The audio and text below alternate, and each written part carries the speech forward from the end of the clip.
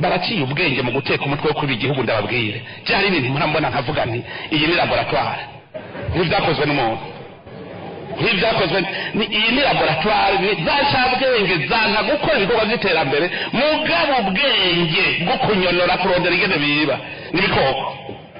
n'ibikoko kabisa ubwenge barawufise nshanabyita dayimoni none ko bafise ubumenyi reka genda baha akarorero nk'umuntu ashobora gutunganya umugambi wo kwiba amadevize mu gihugu akabibona n'ingene bizoshoboka akabipanga neza akagenda akabwira berbe mpamahera ngira nje kwemporta iki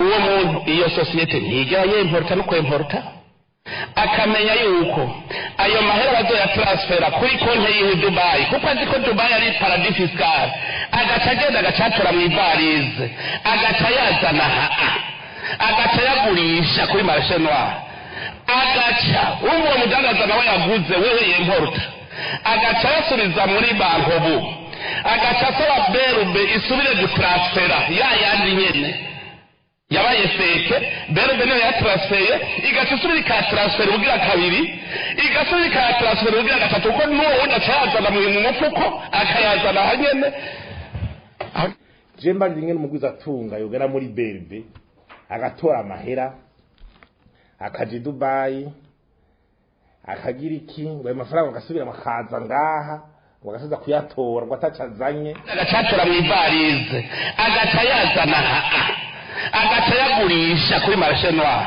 izo nzego za leta zose zitarimo ntibishoboka deja ayo watwaye arazwi iyo transfer bayishije kuri konti wawe bayishije kuri mu fournisseur ngo yatoye gute hari ama déclaration de mise en consommation bategeza kuguha imbere ko bagira d'abord transfer agaca uwo mudandaza nawe yaguze wewe yemporta uwo importateur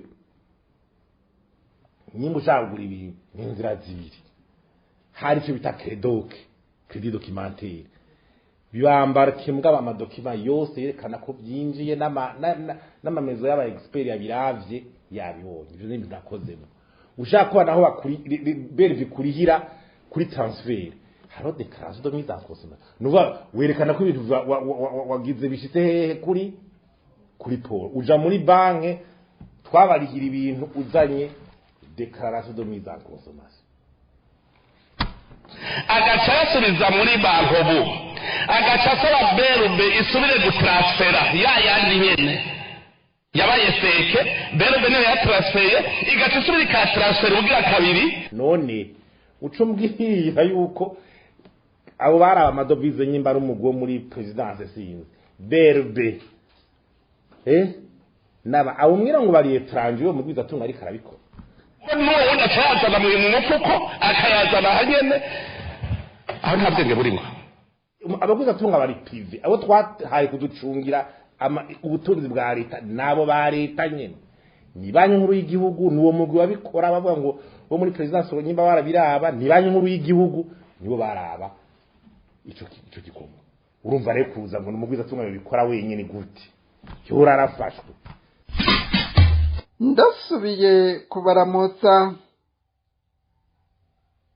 ishirahamwe Olicome gishinze kugwanya igiturire n'isesagurwa ry'amatungo ya leta ryaraye rishize ahabona uko ibiciro by'ibintu bimwe bimwe vyankenerwa mu buzima bw'abanyagihugu vyaduze ibiciro hagati y'amezi yandamukiza na munyonyo umwaka w'ibihumbi 2024 iryo duga ry'ibiciro rikaba riteye ubwoba ishirahamwe Olicom ibiharage bita jaune ikiro cagurwa 4,800 muri ndamukiza ubu muri munyonyo biriko bigurwa ku kiro amafaranga 6,500 bigasigura ko igiciro c'ivyo biharage caduze ku bice 35 n'uduce 4 kw'ijana ibigori vyumye vyagurwa ku kiro 1,800 mu kwezi kwa kane uno mwaka.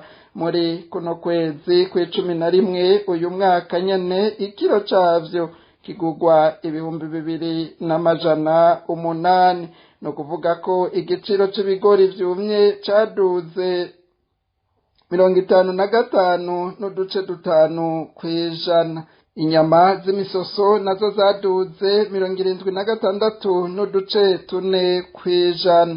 Muri ndamukiza ikiro cazo cagurwa amafaranga 17,000 ariko ubu kigeze ku 30,000. Amavuta bita kuki ahingurwa na Savonor yaduze 184 n'uduce 8 kwijana. Muri ndamukiza uyu mwaka iritiro 10 z'ayo mavuta zagurwa 79,000. Ubu muri munyonyo zigurwa 225. Umukate waduze 100 kwijana. no kuvuga ko umukate umwe wagurwa 2,500 muri ndamukiza ubu ugurwa amafaranga 5,000.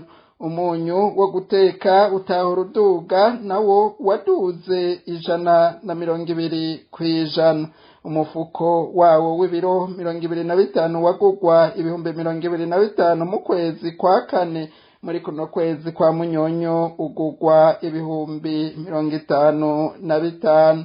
N'utundi turorero tw'ibifungurwa bigenda biduga ibiciro tutubwirwa na Gabriel Rufyiri arongoye ishirahamwe Olicom. Dufatire kubiharage mwaya mezi ane yonyene byaduze ibice 35 n'uduce 4 kwijana. Ibigori ibi byumye byaduze 55. Ibiraya byaduze 31. Ibyo bita move, ibyo bita jaune byaduze 57. Inyama zifite amagufa zaduze 60 kwijana. Inyama zitagira amagufa zaduze 76 kwijana. Amavuta yitwa Golden yaduze 60 kwijana. Amavuta ya Savonoro yitwa Kuki yaduze 184 kwijana. Ifarini murantunga ifarini ni amata ajya yifu nido amagarama 400 yaduze 23 kwijana. Amazi kinju yaduze 36 kwijana. Icyitwa kibe magi 61 n'ibice 9 kwijana. Mayonnaise yaduze 90 n'ibice 5 kwijana. Breba yaduze 53 n'ibice 8 kwijana. Hanyuma ifarine y'ingano yaduze 23 kwijana. Umukate waduze 100 kwijana. Aho ni mu mezi ane muze murabiraba neza. Umunyu n'ubwa mbere kuva Burundi bwitwa Burundi umunyu duze n'ubwa mbere. Umunyu waduze 120 kwijana. Ibitoro navyo nyene bisigaye ari ngorane kubironka mu Burundi. Ikibone c'iritiro n'igice cagurwa 18,000 mu kwezi kwa kane ubu kigurwa amafaranga 30,000. no kuvuga ko caduze 66 n'uduce 6 kwijana.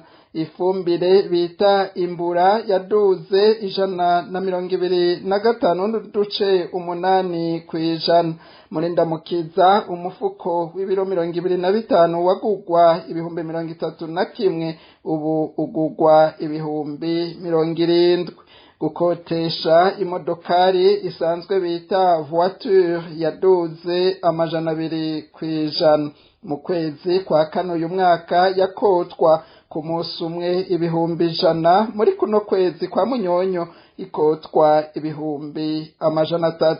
nayo imodokari double cabine yaduze 233 n'uduce 3%. Muri ndamukiza igiciro cyo kuyikota cari ibihumbi 150, ubu ni ibihumbi 500 ku munsi umwe. N'ibindi nk'inzahabu n'ibinyobwa. Gabriel Rufyiri arongoye ishiramwe Oricome aravuga uko vyagiye biduga muri ico kiringo cyo kuva muri ndamukiza uyu mwaka gushika muri kuno kwezi kwa Munyonyo 2024. Hanyuma ibitoro, aha rero murabizi ko kugira uronke igitoro make mu gihugu ari kibazo. Aha rero igitoro twafatiye kuri barye babivoma mu mastation bagashaka kwitana za parallel. Murabizi neza ko amasoko ubu yaje, ya soko bita ngo niyo mu mbega amucyo cyo bayitangwe abahigo Nyamitanga. Twafatiye ku isoko mu Nyamitanga, ubu ni officiel mwese murabizi. Iyo soko y'Nyamitanga mugasi Nyamitanga gusa ni henshi. Iyo soko y'Nyamitanga mu mezi anaheze iritiro kimwe bitanga mbango ari kibuni iritiro ni nusu cyagugu 2018 ubu kigwa 30. Hanyuma isima ya Buseko yaduze 33 kwijana. Isima yitwa Dangote yaduze 55 kwijana. Isukari yaduze 185 kwijana. Ibifumbire murabizi neza ko ikintu bita ifumbire ari byo biri mu bintu bituma ibintu umwimbu uboneka mu gihugu. Uno munsi mu gihugu cyose aba bimwe bita gupirika, ni ukuvuga ifumbire bashyira mu bigori cyangwa mu zindi buto ziriko zirakura. Ubu no munsi iyo fumbire igugwa kuri marché parallele yaduze ifumbire yitwa Imbura yaduze 125 kwijana n'ibice 8.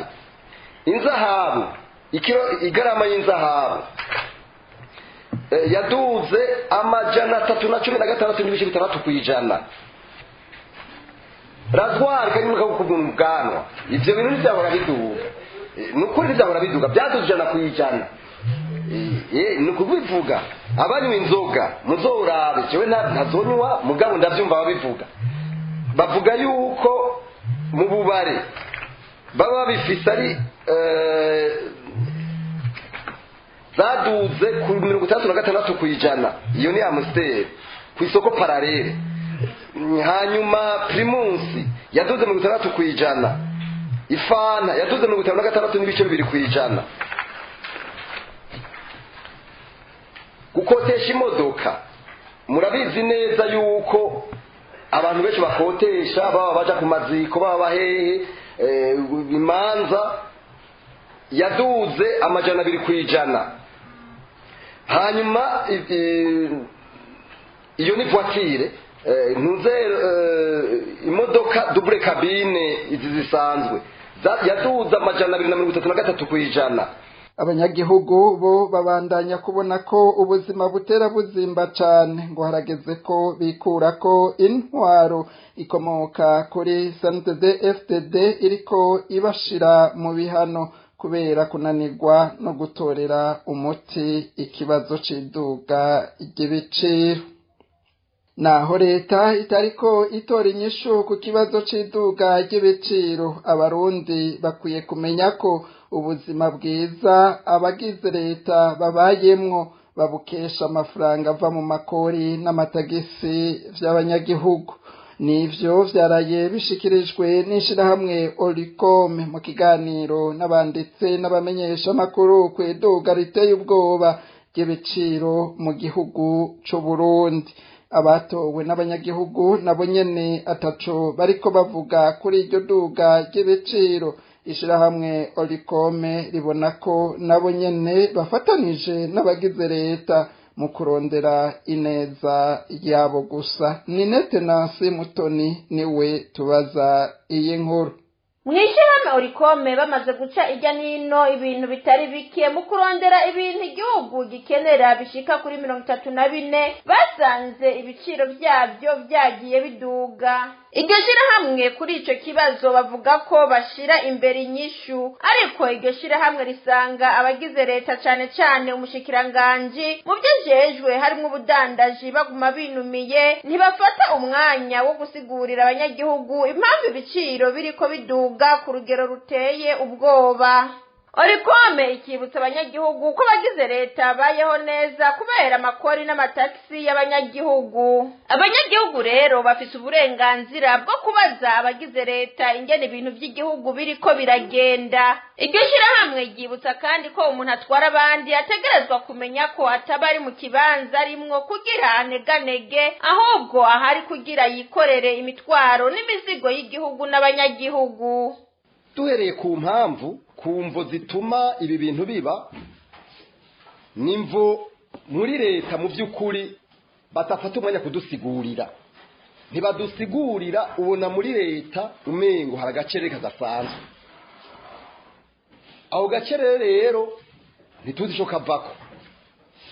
Twifuza yuko ihiganiro giheze, kuko nabivuze hari biraba leta, hari n'ibiraba twebwe abanyagihugu. Nico gituma twifuza ko tuvuye ngaha tuca tuza kuraba inzego zibijejwe, duhereye ku mushikiranganje w'ubudandaji gutwara abantu n'ibintu, kandi murazi ko ari bo mu bisanzwe babijejwe by'ibiciro. Mugabo nitwumva umengo siho bari, ariko kandi ndabibutse bahembwa amakori n'amategeko y'abanyagihugu, nimuvyibagire. Nyamba mubona bagira mu mamodoka meza bakabaheza bagira byose ajya n'amakori n'amategeko y'umunyagihugu. Nico gituma twebwe nk'abanyagihugu dufise uburenganzira bwo kubabaza ingene ibintu biko biragenda. Ni muri cya kindi twita le principe de la redevabilité. Umuntu rero agiye gutwara abandi amenya ko atabagiye kuneganega, abagiye kwikorera imizigo n'imitwaro y'igihugu n'abanyagihugu. Ivyo rero abantu bavyumve, tuvyumve twese, twumve ko ari ikintu gikomeye cyane. Abandi babona ibiciro biduga ku munsi ntibagire icyo bavuze ni abatowe n'abanyagihugu barimo abashinga amateka. Ishirahamwe Orikome ribona ko abashinga amateka bifatanya n'abagize leta mu kurondera ineza yabo gusa, mu gihe amashirahamwe yigenga abashinga amateka n'abagize leta bategerezwa kurondera ko umunyagihugu amererwa neza. Hariho n'abandi twe ngaza kuvuga n'abantu bitwa abashinga amateka. None nk'umuntu w'umushinga amateka azi ko yatorewe abanyagihugu, tukabona ibintu biriko bigenda gutya, ntibagire ikintu na kimwe bavuga. Je mbabona kumengo babaye complice, mumbabari iryo jambo rirananiye mu Kirundi.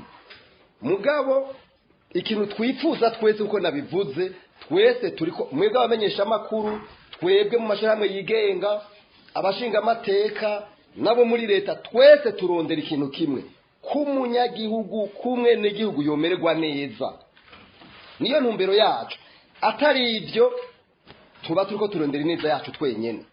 Abandi babona ko abashinga amateka ataco bariko barabafasha ni abasirikare bahoze mu butumwa bwo kugarukana amahoro mu gihugu ca Somalia bagiheraniwe amafaranga, bakaba batemerewe no kuba baraguranwa ni banki ya gisirikare SECADEM. Abo basirikare bobo bibaza ko abashinga amateka bose bo mu Burundi batakiri ku butaka bw'u Burundi, naho basaba umukuru w'igihugu gufata ingingo ibahumuriza. Abo basirikare bahoze muri Somalia baragaruka bagasaba abarundi bose hamwe n'amakungu gufashanya babakureko umuruho bariko bategwa n'intwari ikomoka kuri CNDD FDD. Umwe muri bo tumukurikire. Twebwe abasirikare twavuye muri Somalia, nibyo ibihaye biraranga kuri urugo bya gisirikare Prime Niyongabo, kwibatayo byose byiheraniwe.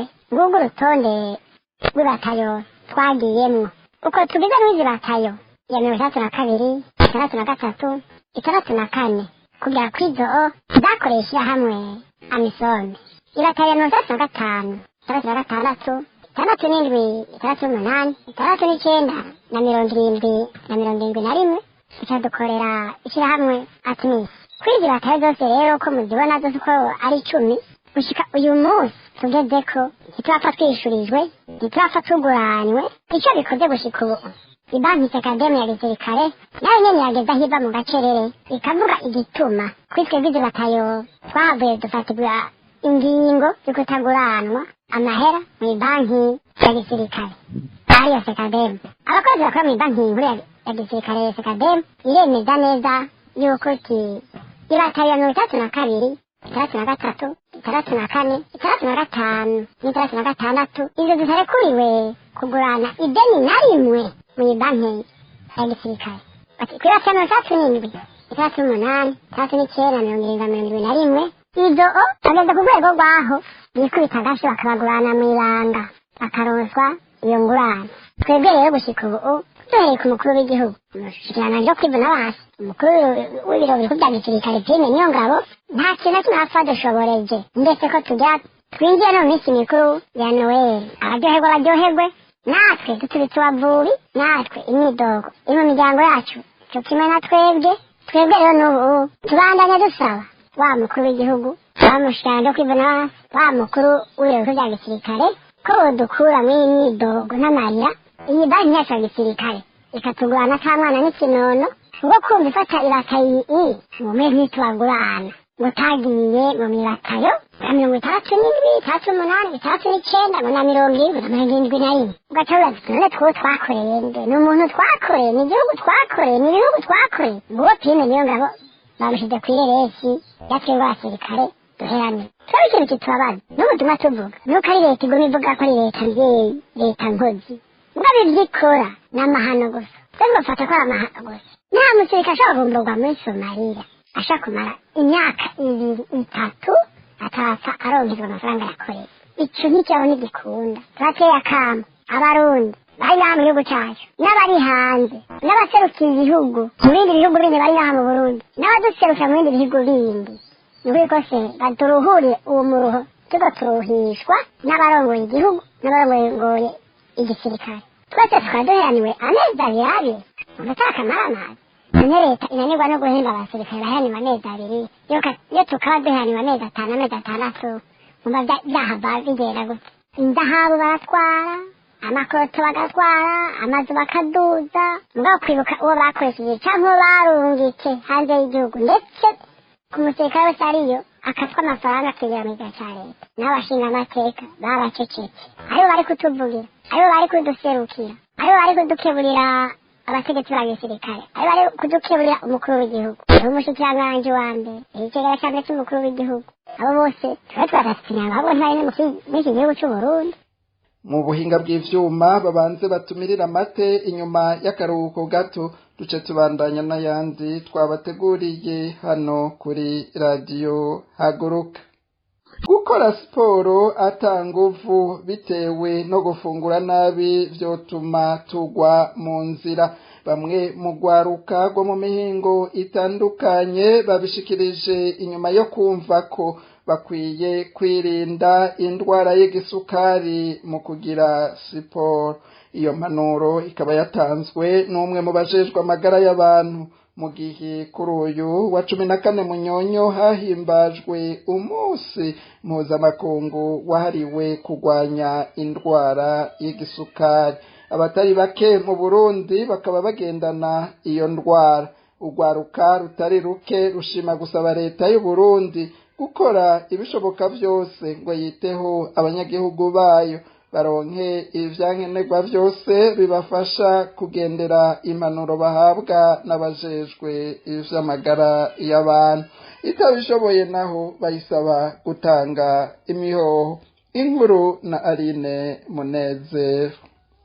nk'uko tubisanga mu cegeranyo c'ubushikiranganji bw'amagara y'abantu no kurwanya ikiza sida casohotse uyu mwaka. Abantu bangana 27,187 bituye abaganga mu mwaka 2023 bari bagwaye indwara y'igisukari. Muri abo abangana 7,064 bakiriwe mu mavuriro mato mato batowe iyo ndwara ijya mbere. Umuganga w'umuhinga mu kuvura indwara y'igisukari Elsie Benita Kaneza amenyesha ko umuntu afatwa n'indwara y'igisukari mu gihe afise isukari y'umurengera mu maraso. Iyo ndwara yaduka mu gihe urwagasha rukora inkaburamubiri ariyo insuline nke canke iyo ibihimba by'umubiri bitakira iyo nkaburamubiri. Ivyo bituma isukari y'umurengera mu maraso. Uyu muhinga avuga ko indwara y'igisukari iri ubwoko bwinshi, ariko hari ubwoko bubiri bwibonekeza cane. Hari indwara y'igisukari ifata abana n'ugwaruka rufise munsi y'imyaka 35. Abo bagwayi bafise urwagasha rudashobora gukora inkaburamubiri, insuline igabanya urugero rw'isukari mu mubiri. Kugira abo bagwayi babeho bategerezwa kwiteza iyo nkaburamubiri ariyo insuline iminsi yose. Ubwoko bwa kabiri bw'indwara y'igisukari bufata abantu bakuze. Iyo ndwara ifata umuntu mu gihe umubiri wiwe ukoresha nabi inkaburamubiri insuline. Kenshi abantu bafatwa n'iyo ndwara baba bavyibushe cane kandi bafise ibinure vyinshi mu nda. Dr. Elsie Benita aratanga impanuro zo kwirinda indwara y'igisukari. Abantu bakora akazi bamara umwanya munini bicaye canke bagendera mu modoka umwanya munini bategerezwa kugerageza baze bararondera umwanya wo gutambuka no kwinonora imitsi, bakanagerageza gufungura imfungurwa zirimwo vya nkenerwa, imboga hamwe n'ivyamwa n'ibindi. Ugwaruka rwo mu mihingo itandukanye twaganiriye ariko rutashimye ko amajwi tuyacisha ku vyuma vyacu ruvuga ko muri kino gihe bigoye kubaho bakurikiza impanuro bahabwa. Ubukene n'inzara mu miryango bituma bafungura ibidakwiye, ngo bikanatuma bataronka inguvu zo kwinonora imitsi. Abagerageje kwinonora iyo mitsi bitewe n'ivyankenerwa umubiri ukeneye udafise, harimwo abafatwa n'ibizunguzungu mu nzira bagahakwa kuhasiga ubuzima. Ubwo gwaruka rushima gusaba leta y'u Burundi gukora ibishoboka byose ngo yiteho abanyagihugu bayo baronke ivyankenerwa byose bibafasha kugendera impanuro bahabwa n'abajejwe ivy'amagara y'abantu. Itabishoboye naho bayisaba gutanga imihoho. Abana baragirwa impfuvyi n'ubutegetsi bwa CNDD FDD. Bamwe mu banyagihugu babivuze kuri uyu munsi igenekerezo rya 20 Munyonyo hahimbajwe umunsi mpuzamakungu wahariwe agateka k'abana. Mu Burundi rero agateka k'abana ngo ntikubahirijwe na leta y'u Burundi. Abavyeyi ngo baranyuruzwa bakaburirwa irengero, barapfungirwa ubusa, abandi barangazwa, barasahurwa utwabo, abandi bakicwa, abana bagasigara ari impfuvyi. Abanyagihugu basaba abarundi gusezerera intwaro ya CNDD FDD ititayeho ineza y'abana. Ndabashimiye kuba mwafashe akanya ko gutega abiri amakuru mwateguriwe n'uruganda rwa Radio Haguruka. Nshuti bakunzi mwese b'amakuru n'ibiganiro bitegurwa na Radio Haguruka, ndashimiye n'abakozi bishoboka byose ngo amakuru aboneke. Nkengurukiye na Aubin Felix Irankunda yafashije amajwi agashobora kubashikira. Ndabike banuye ndabipfuriza turabashimiye, turabakengurukiye inshuti bakunzi mwabanye natwe muri kino kiganiro. Nkengurukiye cyane cyane abantu mudukurikira muri mu Burundi, abari mu bihugu bibanyi, abari ku migabane ya Amerika n'Uburayi, mwese by'umwihariko abantu mwakoze sabone canke subscribe ku ishene ya YouTube Urugendo News, mwe murakadasohoka. Twongere gura mu kanya mu bindi biganiro tubatunganirije. Murakoze.